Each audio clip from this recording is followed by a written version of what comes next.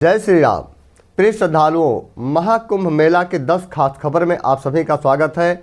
मैं ये खबरें नियमित आप लोगों को देता जा रहा हूं, जिससे कि आप लोगों के आने में परेशानी कम से कम उठानी पड़े आप लोगों को और श्रद्धालुओं को यहां पर पहुंचने में कोई दिक्कत ना हो। इसके बावजूद भी बहुत से श्रद्धालुओं को कई जगहों पर डायरेक्ट और इनडायरेक्ट रूप में परेशानी उठानी पड़ रही है।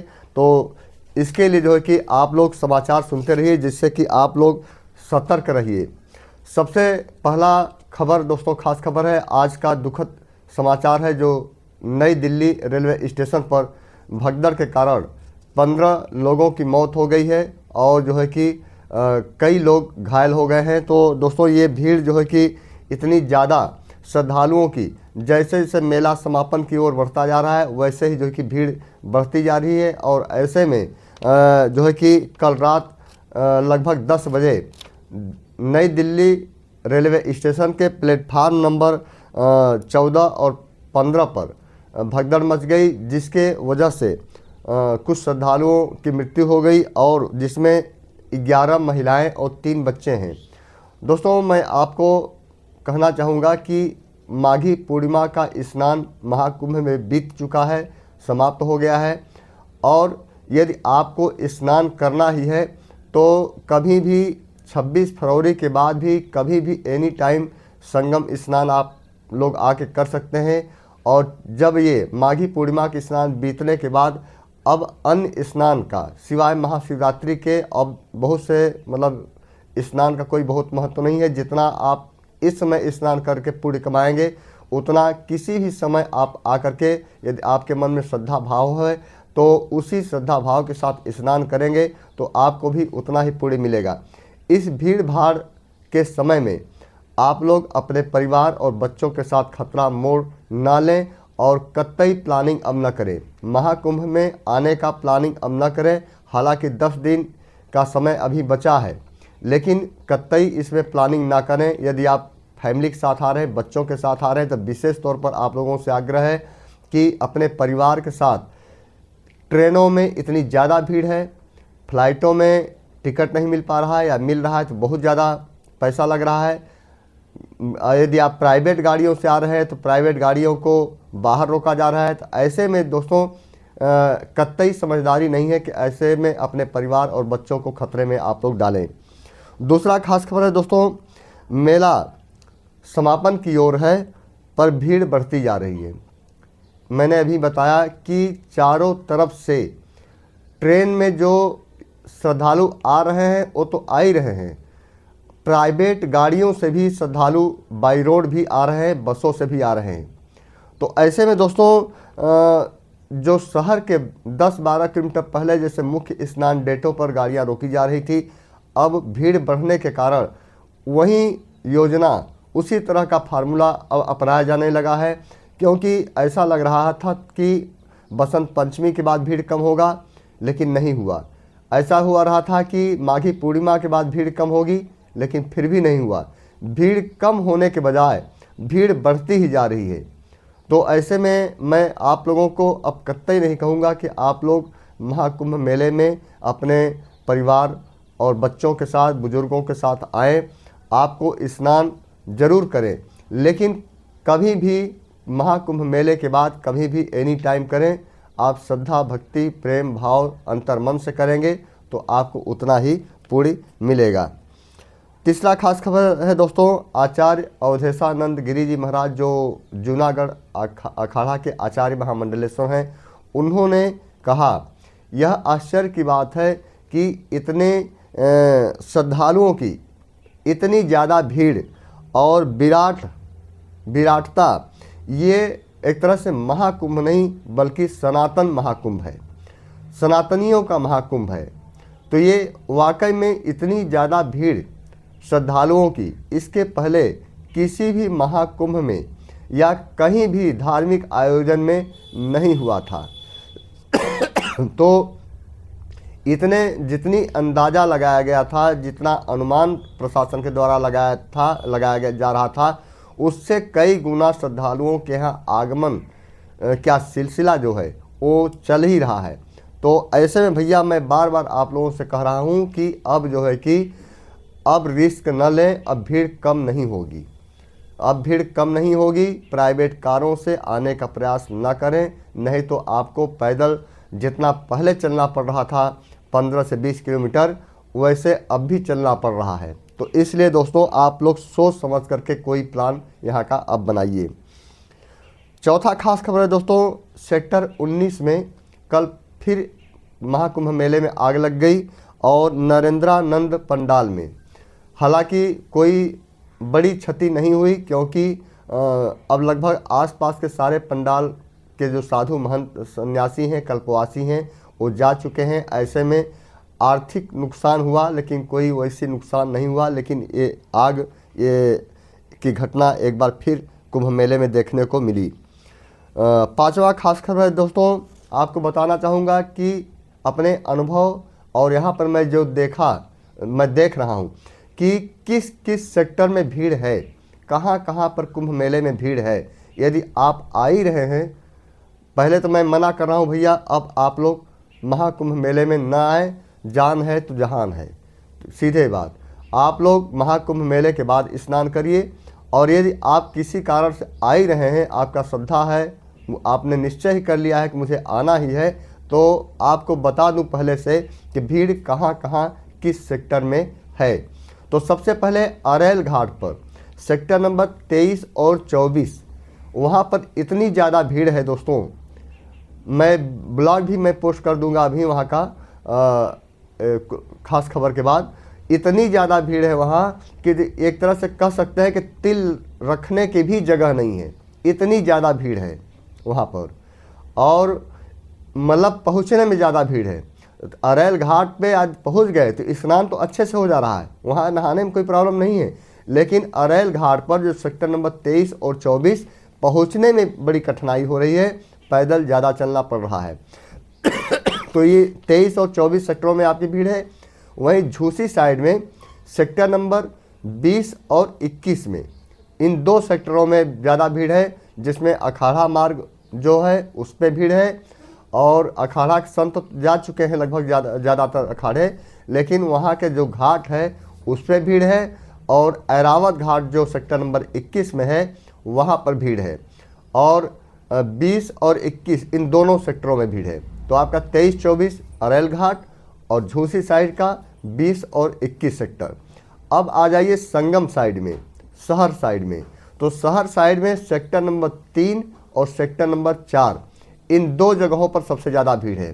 तो इन 6 सेक्टरों को यदि आप छोड़ दीजिए तो बाकी सेक्टरों में यदि आप स्नान करेंगे तो बहुत ही आसानी से हो जा रहा है, कोई भी भीड़ वहाँ पर नहीं है, नॉर्मल एकदम भीड़ है।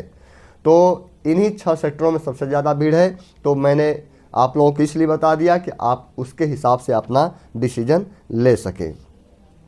7वां खास खबर है दोस्तों, गाड़ियाँ कहाँ तक आ पा रही हैं, ये सवाल उठता है, आप लोगों का कमेंट आ रहा है।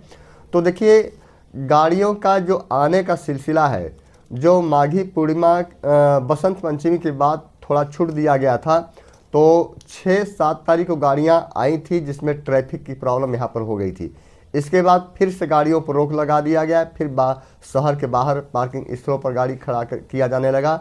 और फिर जो है कि ये लगातार सिलसिला चलता रहा। तो ऐसे में फिर से प्रशासन को जो है कि ये लगा कि माघी पूर्णिमा के बाद अब भीड़ कम हो जाएगी, लेकिन दोस्तों ऐसा हुआ नहीं।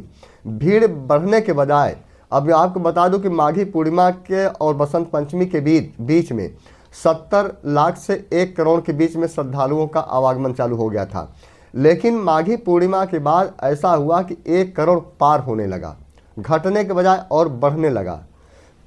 तो ये श्रद्धालुओं की बढ़ती हुई संख्या को देखते हुए प्रशासन ने गाड़ियों को अब बाहरी जो पार्किंग स्थल बनाए गए हैं, शहर से बाहर 15-20 किलोमीटर दूर, वहीं जैसे नैनी से आएंगे तो सरस्वती हाईटेक सिटी पर रोका जा रहा है, और झूसी साइड से आ रहे हैं तो कान्हा मोटर्स जो पहले रोका जा रहा था वहाँ, और कुछ गाड़ियों को अंदावा पार्किंग तक आ जा रही हैं। जब अंदावा पार्किंग फुल हो जाता है तो फिर कान्हा मोटर्स के पास आप लोगों को रोका जाता है। वहीं पर यदि कानपुर लखनऊ साइड से आप लोग आ रहे हैं तो आपको बेला कछार, बेली कछार और नेहरू पार्किंग, गंगा पार्किंग, इन सब जगहों पर आप लोगों की गाड़ियां रोकी जा रही हैं। और इन सब जगहों से कुंभ मेला की दूरी लगभग 10 किलोमीटर है। और उसके बाद कुंभ मेला में जो 3-4 किलोमीटर पैदल अलग से चलना पड़ रहा है वो अलग से, तो 14 किलोमीटर एक वन वे हो गया एक तरफ, और दोनों तरफ से आप जाएंगे तो 28 किलोमीटर हो गया। केवल नैनी साइड से दूरी कम है, बाकी साइड से जो है कि दूरी ज़्यादा है। तो भैया अपनी गाड़ियाँ भी से भी यदि आप लोग आ रहे हैं तो अलर्ट रहिए। और मैं तो यही कहूँगा भैया कि अभी बच्चों के साथ, परिवार के साथ प्लानिंग यदि आपने किया है तो उसे रद्द कर दीजिए। 8वां खास खबर है दोस्तों, अब तक श्रद्धालुओं ने जो डुबकी लगाई है संगम में वह 51 करोड़ के पार हो चुकी है। मतलब महाकुंभ मेले में टोटल श्रद्धालुओं ने 51 करोड़ से ज़्यादा श्रद्धालुओं ने डुबकी लगा चुके हैं। वहीं पर कल का 15 तारीख को मैं बता दूं कि 15 तारीख को जो है कि 1 करोड़ 36 लाख श्रद्धालुओं ने महाकुंभ में डुबकी लगाई। तो ये संख्या आप खुद सोचिए कि पहले 1 करोड़ से नीचे घट के आ गया था, अब 1 करोड़ के पार, मतलब 1 करोड़ 36 लाख बढ़ गई। अब ये बढ़ती ही जा रही है। और जिस तरह से अभी देखिए नई दिल्ली में घटना घटित हुई, लोग जो है कि आने के लिए इतने परेशान हैं कि ट्रेनों में जगह नहीं मिल पा रही है। एक ट्रेनों में 1 लाख व्यक्ति भरने की कोशिश कर रहे हैं, 50 हज़ार, जबकि कैपेसिटी नहीं है उतनी ट्रेनों की। फिर भी जो है कि लोग श्रद्धालु उसमें कोई भी ट्रेन आ रही है उसमें जाने का प्रयास कर रहे हैं, कोई भी ट्रेन प्रयागराज की तरफ आ रही है उसमें आने का प्रयास कर रहे हैं। तो दोस्तों कुल मिलाकर के ये स्थिति बहुत विकट है। और ऐसे में आप लोग परिवार के साथ अब आने का प्लान कर रहे हैं तो अभी फ़िलहाल मत आइए, महाकुंभ के बाद ही अपनी इच्छाएं पूरा करिए। अब जो है कि चूँकि माघी पूर्णिमा के बाद जो लगता है माघ का मेला, जो पुण्य का मेला होता है, जिसमें धर्मों में कहा गया है, सनातन धर्म में कहा गया है कि माघ के महीने में महाकुंभ में डुबकी लगाने से मोक्ष की प्राप्ति होती है और एक जो अश्वमेघ यज्ञ किया जाता है उसके बराबर जो है कि फल की प्राप्ति होती है। तो ऐसे में वो माघी पूर्णिमा अब बीत चुका है भैया, अब आप लोग अपने आराम से कभी भी स्नान कर सकते हैं। 9वां खास खबर है दोस्तों, वीआईपी प्रोटोकॉल वाले स्नानार्थियों, श्रद्धालुओं का भी इस बार रिकॉर्ड टूट गया।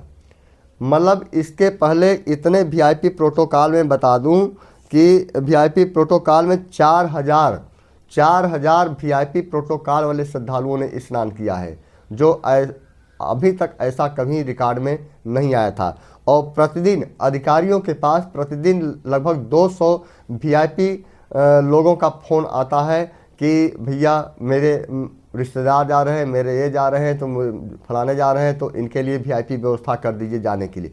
लेकिन अधिकारी भी क्या करें, इतने लोगों को, श्रद्धालुओं को ध्यान में रखते हुए सभी लोगों को वीआईपी व्यवस्था नहीं दी जा सकती। और प्रतिदिन फिर भी 50-60 लोगों को प्रतिदिन वीआईपी में स्नान कराया जा रहा है।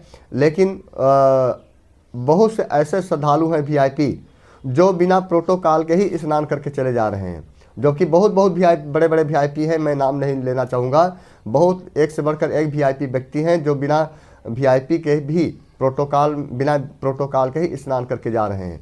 तो क्या करें, सबको वीआईपी व्यवस्था नहीं मिल पाएगी।